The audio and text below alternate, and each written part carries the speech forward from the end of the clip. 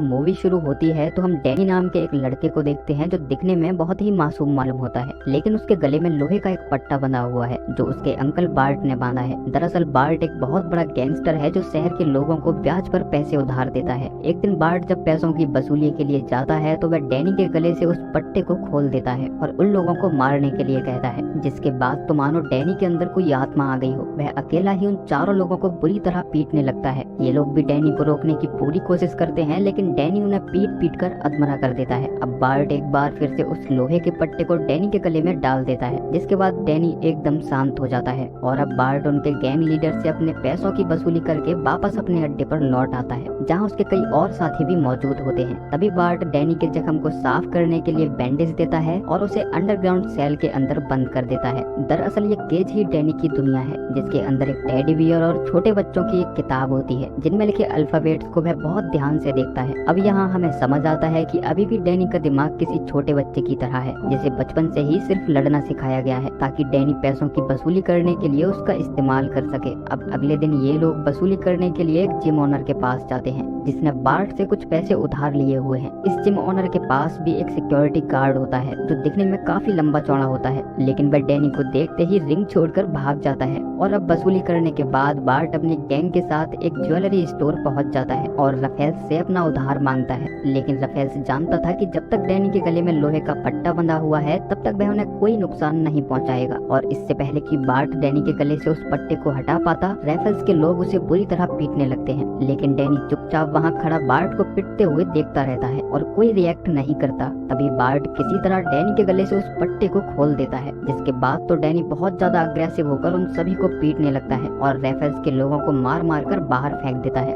Danny जब उन्हें पीट रहा होता है तो वहाँ खड़ा एक शख्स उसे लड़ते हुए नोटिस करता है। तभी बार्ट उसे रोकता है और रफेल से अपनी उधारी लेकर वहाँ से चला जाता है, लेकिन इस बार डैनी को काफी डांट पड़ती है क्योंकि उसने बार्ट को रफेल के लोगों से पिटने दिया। अब ये लोग वसूली करने के लिए शहर के दूसरे स्टोर पहुँच जाते हैं, जहाँ बार्ट डैनी को समझाता है कि वह पैसे लेने के लिए स्टोर मालिक के पास जा रहा है। अगर उसने पैसे नहीं दिए तो वह ये रेड लाइट जलाकर उसे सिग्नल देगा, जिसके बाद उसे तुरंत उनकी मदद के लिए पहुंचना होगा। लेकिन डैनी का ध्यान तो स्टोर रूम में रखे पियानो पर होता है और जैसे ही ये लोग वहाँ से चले जाते हैं तो डैनी उस पियानो को बजाने की कोशिश करता है कि तभी वहाँ एक बूढ़े आदमी की एंट्री होती है जो पूरी तरह से ब्लाइंड होता है, जिसे यहाँ आता देख डैनी वापस अपनी जगह जाकर खड़ा हो जाता है। दरअसल ये शख्स यहाँ इस पियानो को ठीक करने आया होता है, जो डैनी से दोस्ती करने की कोशिश करता है और उसे पियानो ठीक करने में मदद करने के लिए कहता है। डैनी को जब पता चलता है कि सैम देख नहीं सकता तो वह उसके पास जाकर बैठ जाता है। सैम पूछता है कि तुम्हारा नाम क्या है, लेकिन डैनी उसे अपना नाम नहीं बताता, जिसके बाद सैम डैनी की उंगलियों को पियानो पर रखकर उन्हें प्रेस करने के लिए कहता है, जिसकी आवाज सुनकर डैनी को बहुत अच्छा महसूस होता है और अब वह किसी छोटे बच्चे की तरह पियानो की सभी कीज को दबाने लगता है।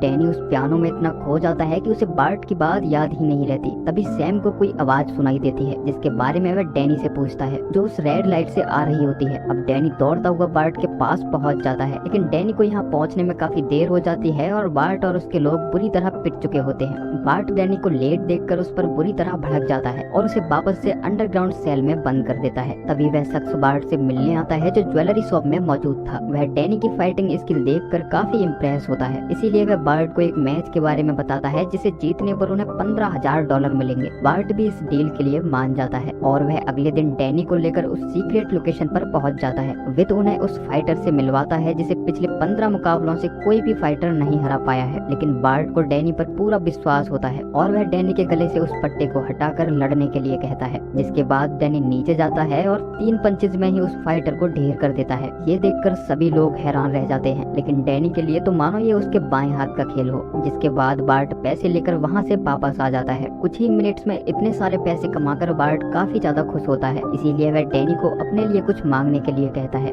डैनी कहता है कि मुझे पियानो चाहिए। ये सुनकर सभी लोग हंसने लगते हैं, लेकिन डैनी किसी छोटे बच्चे की तरह जिद करने लगता है कि उसे बस पियानो ही चाहिए कि तभी अचानक से एक ट्रक उनकी कार को रौंद देता है और रफेल्स के लोग आकर उन पर अंधाधुंध गोलियां चलाने लगते हैं। लेकिन इस हमले में बार्ट किसी तरह बच जाता है और वह उस जगह पहुंच जाता है जहां वह सैम से मिला था। सैम सैम भी उसकी आहट से समझ जाता है कि ये डैनी है, लेकिन चोट लगने की वजह से डैनी का काफी खून बह चुका होता है और वह बेहोश होकर जमीन पर गिर जाता है, जिसके बाद सैम डैनी को अपने घर ले जाता है। जब अगले दिन डैनी जागता है तो खुद को एक बंद कमरे में देखकर वह डर जाता है। तभी सैम खाना लेकर रूम के अंदर आता है, जो बताता है कि वह पिछले 2 दिनों से बेहोश है, लेकिन डैनी डर के मारे बेड के नीचे छिप जाता है। सैम कहता है कि उसे डरने की कोई जरूरत नहीं है, ये जगह पूरी तरह से सुरक्षित है। जिसके बाद सैम उसके लिए खाना रखकर वहाँ से चला जाता है। तभी सैम की बेटी विक्टोरिया घर के अंदर आती है, जिसे सैम बताता है कि डैनी को म्यूजिक बहुत पसंद है। जिसके बाद विक्टोरिया एक छोटा सा पियानो लेकर डैनी के रूम में जाती है, जिसे वह देते हुए कहती है कि ये मेरे डैड का था, जो अब इस दुनिया में नहीं रहे। जिसके बाद मेरी मॉम ने अंकल सैम से शादी कर ली और कुछ दिनों बाद मेरी मॉम की भी एक कार एक्सीडेंट में जान चली गई। वह डैनी से बाहर आकर उनके साथ डिनर करने के लिए कहती है। डैनी विक्टोरिया की बात मान जाता है और वह उनके साथ डिनर करने के लिए रूम से बाहर आ जाता है, लेकिन डैनी को चम्मच से खाना नहीं आता। जिसके बाद विक्टोरिया उसे कटलरी इस्तेमाल करना सिखाती है और अब वो लोग साथ में मील एंजॉय करते हैं। जिसके बाद डैनी उन्हें अपना नाम बताता है। अब अगले दिन सैम और डैनी विक्टोरिया को स्कूल छोड़ने जाते हैं, जहाँ विक्टोरिया डैनी के गाल पर किस करके उसे गुड बाय बोलती है। जिसके बाद सैम और डैनी सब्जी खरीदने के लिए सुपरमार्केट निकल जाते हैं। घर पहुंचकर डैनी खाना बनाने में सैम की मदद करता है। तभी वह फ्रिज पर लगी विक्टोरिया की तस्वीर देखता है। सैम बताता है कि विक्टोरिया के डैड उसके बहुत अच्छे दोस्त थे, जिनके गुजरने के बाद उन्होंने विक्टोरिया की मॉम से शादी कर ली। जब सैम डैनी से उसकी फैमिली के बारे में पूछता है तो वह बताता है कि उसे अपनी फैमिली के बारे में कुछ भी याद नहीं है। जिसके बाद वह विक्टोरिया को लेने स्कूल जाता है और वो दोनों आइसक्रीम खाने के लिए एक रेस्टोरेंट के अंदर जाते हैं। हालांकि विक्टोरिया डैनी से सैम को कुछ भी बताने के लिए मना करती है, लेकिन डैनी घर आते ही सारी बातें बता देता है और सैम से उन दोनों की डांट पड़ जाती है। डैनी इस फैमिली के साथ अब बहुत ज्यादा खुश रहने लगा है। जब रात होती है तो डैनी और विक्टोरिया साथ में पियानो बजाते हैं और साथ ही खूब सारा एंजॉय करते हैं। अब जब अगली सुबह वह सैम के साथ सब्जी लेने सुपरमार्केट जाता है तो वहाँ 2 लोग आपस में झगड़ते हुए स्टोर के अंदर आ जाते हैं, जिन्हें देखकर वहाँ मौजूद सभी लोग घबराने लगते हैं। लेकिन उन्हें लड़ता देखकर डैनी बिल्कुल भी नहीं डरता। सैम ये देखकर हैरान रह जाता है। वह डैनी से पूछता है कि तुम्हें डर क्यों नहीं लगा। डैनी कहता है कि इसमें डरने जैसी कोई बात नहीं थी, वो लोग मुझसे नहीं लड़ रहे थे। सैम पूछता है कि जब तुम यहाँ आए थे तो तुम्हें वो चोट कैसे लगी थी।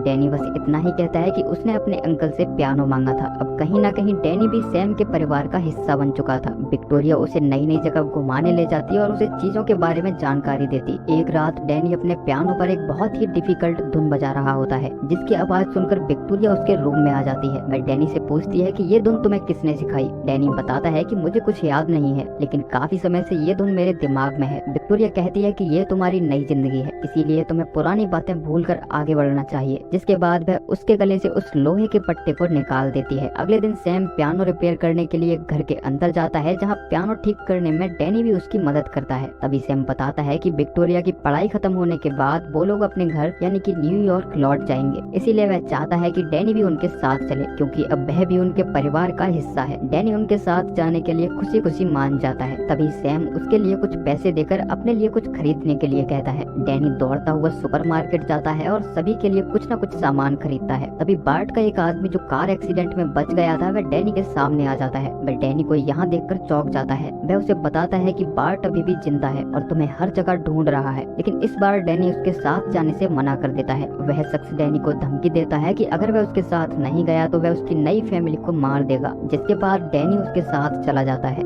बार्ट डैनी को अपने सामने देखकर बहुत खुश होता है। तभी डैनी बार्ट से पूछता है कि क्या तुम मेरी माँ को जानते हो। बार्ट कहता है कि नहीं, तुम मुझे सड़क के किनारे कचरे के ढेर में मिले थे और मैंने ही तुम्हें पाल पोस कर इतना बड़ा किया है। बार्ट कहता है कि हमें बीती बातों को भूलकर भविष्य पर फोकस करना चाहिए। जिसके बाद बार्ट डैनी को फाइट के लिए उसी अंडरग्राउंड बिल्डिंग के अंदर लेकर जाता है और उसके गले से वह आयरन कॉलर हटाकर लड़ने के लिए कहता है, लेकिन इस बार डैनी फाइट करने से मना कर देता है। डैनी कहता है कि वह किसी को भी चोट नहीं पहुंचाएगा। बार्ट पहली बार डैनी के मुंह से ये शब्द सुनकर चौंक जाता है। वह डैनी को लालच देता है कि अगर वह इस फाइट को जीत गया तो वह उसे बड़ा सा पियानो दिलाएगा, लेकिन डैनी फिर भी लड़ने से मना कर देता है। जिसके बाद बार्ट को गुस्सा आ जाता है और वह डैनी को उस रिंग में धकेल देता है। जिसके बाद वह दूसरा फाइटर डैनी पर अटैक कर देता है, लेकिन डैनी उस पर काउंटर अटैक नहीं करता, वह सिर्फ खुद का बचाव करता है। हालांकि डैनी को उसे पीटने के लिए कई मौके मिलते हैं, लेकिन वह ऐसा नहीं करता। ये देखकर वहाँ कड़ी भीड़ बोर होने लगती है और लड़ने के लिए डैनी को उकसाने लगती है। जिसके बाद खेल को और मनोरंजक बनाने के लिए 3 और फाइटर्स को रिंग में उतार दिया जाता है, यानी कि अब डैनी को अकेले ही उन 4 फाइटर से लड़ना होगा। वो लोग उसे पीटने लगते हैं, लेकिन डैनी खुद को डिफेंड करना जारी रखता है और उन लोगों पर कोई हमला नहीं करता। तभी बार्ट कहता बोलता है कि अगर उसने इन लोगों को नहीं मारा तो ये लोग उसे मार देंगे। जिसके बाद डैनी के अंदर का फाइटर फिर से जाग जाता है और वह उन चारों फाइटर्स को पीटना शुरू कर देता है। हालांकि डैनी किसी भी फाइटर को जान से नहीं मारता, बस वह उन्हें जख्मी करके छोड़ देता है। लेकिन बार्ट गुस्से में उनमें से एक फाइटर को शूट कर देता है। बार्ट इस घटना से काफी नाराज होता है और वह डैनी को पीटकर उस आयरन केज के अंदर बंद कर देता है। वहीं दूसरी तरफ विक्टोरिया और सैम को डैनी की चिंता होने लगती है और वो दोनों उसे लेकर काफी परेशान होते हैं। वहीं जब बार्ट और उसके लोग वहां से चले जाते हैं तो डैनी उस केज से बाहर आकर कुछ पुराने फोटोग्राफ्स देखने लगता है। तभी उसे बार्ट की एक काफी पुरानी तस्वीर मिलती है जिसमें डैनी किसी महिला के पास बैठा होता है। डैनी तस्वीर देखकर समझ जाता है कि ये लेडी उसकी माँ है। अब वह गुस्से में बार्ट के पास जाता है और उसे सच बताने के लिए फोर्स करता है। जिसके बाद बार्ट कहता है कि तेरी माँ एक वेश्या थी जिसे मैं काफी पसंद करता था, लेकिन जब वह इस दुनिया से चली गई तो मैंने ही तेरी परवरिश की। वह डैनी को बीती बातें भूलकर उसका साथ देने के लिए कन्विंस करता है ताकि वो लोग फाइट जीतकर खूब सारा पैसा कमा सके। जब वो लोग रास्ते में जा रहे होते हैं तो बार्ट कहता है कि हम सब एक परिवार हैं और परिवार हमेशा साथ रहता है। तभी डैनी को विक्टोरिया और सैम की बातें याद आने लगती हैं। जिसके बाद वह कार ड्राइवर पर हमला कर देता है जिसकी वजह से उनकी कार पलट जाती है। डैनी किसी तरह कार से बाहर आकर अपनी नेक से उस पट्टे को खोल देता है और एक बार फिर से सैम और विक्टोरिया के पास पहुंच जाता है, जिन्हें वह तस्वीर दिखाता है जिसमें डैनी की माँ एक पियानो बजा रही है। विक्टोरिया उस फोटो की सभी डिटेल्स अपने डैड को बताती है,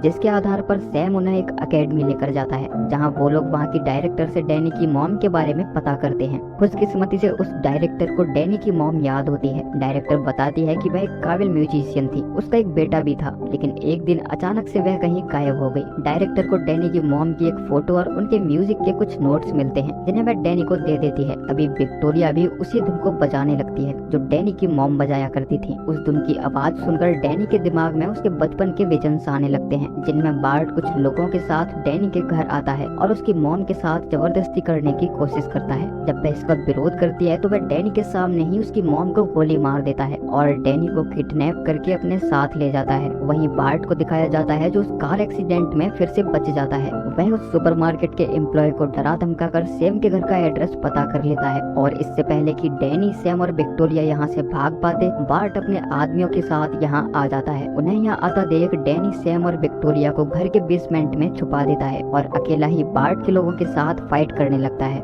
बार्ट किसी भी कीमत पर डैनी को जिंदा पकड़ना चाहता था, इसीलिए वह अपने साथ एक समुराई को लेकर आया है। वहीं डैनी उन लोगों से लड़ते हुए टेरिस पर पहुंच जाता है और उनको चकमा देकर एक चिमनी के जरिए घर के अंदर आ जाता है, जहां उसका सामना उस खतरनाक समुराई से होता है जो डैनी को विंडो से बाहर फेंक देता है। लेकिन डैनी वहां लगी रस्सी को पकड़ लेता है जिसे वह समुराई अपनी तलवार से काट देता है। लेकिन डैनी कूदकर दूसरी बिल्डिंग के अंदर पहुंच जाता है, जहां डैनी समुराई को हराकर विंडो से नीचे फेंक देता है जो बार्ट की कार के ऊपर आकर गिरता है। अब बार्ट डिसाइड करता है कि वह खुद जाकर डैनी को मारेगा, लेकिन तभी बार्ट के लोग डैनी पर गोलियां चलाने लगते हैं। लेकिन डैनी उनसे छिपते हुए उस रूम में आ जाता है जहां सैम और विक्टोरिया छुपे हुए हैं। तभी उसका सामना बार्ट से होता है जो उसे इमोशनली ब्लैकमेल करने लगता है और उसे अपने साथ घर ले जाने की बात कहता है। बार्ट फिर से उसे पट्टा पहनाने की कोशिश करता है, लेकिन इस बार डैनी उसकी चाल समझ जाता है और वह उस पर हमला करके उसे जान से मारने लगता है। लेकिन तभी सैम और विक्टोरिया उसे ऐसा करने से रोक लेते हैं। हालांकि बार्ट उसे बार बार उकसाने की कोशिश करता है कि कैसे उसने डैनी की मॉम को मारा था। तभी सैम उसे चुप कराने के लिए वहां रखे पॉट को उसके सर पर जोर से मारता है और बार्ट बेहोश हो जाता है,